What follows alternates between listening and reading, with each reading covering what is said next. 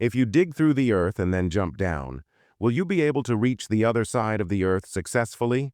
Theoretically, you only need to dig 12,742 kilometers to dig through the earth. But when you jump down, the first thing you encounter is the temperature problem. Even the world's deepest ultrasonic drilling hole at a depth of only 12 kilometers has a temperature of 180 degrees. So, before you reach the other side of the earth, you will be baked, dry, and wet. Suppose you put on high-temperature resistant protective clothing again and try again. Although temperature is no longer a problem, pressure becomes a new challenge. The air pressure on the surface of the earth is about 16 parts per million. However, when you descend to a depth of 50 kilometers, the pressure suddenly rises to 15,000 parts per million. Such a huge pressure is enough to crush you into pieces in an instant.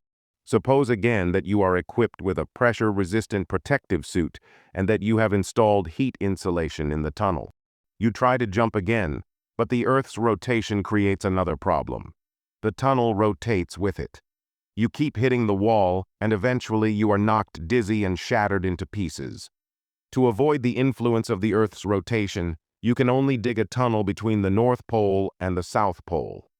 When you jump again and successfully reach the center of the Earth, you will face an unprecedented pulling force.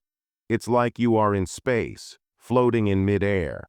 Even if you get rid of the restraints of gravity, you will fall rapidly at 22 times the speed of sound. As you gradually move away from the center of the Earth, the opposite direction of gravity will become stronger and stronger.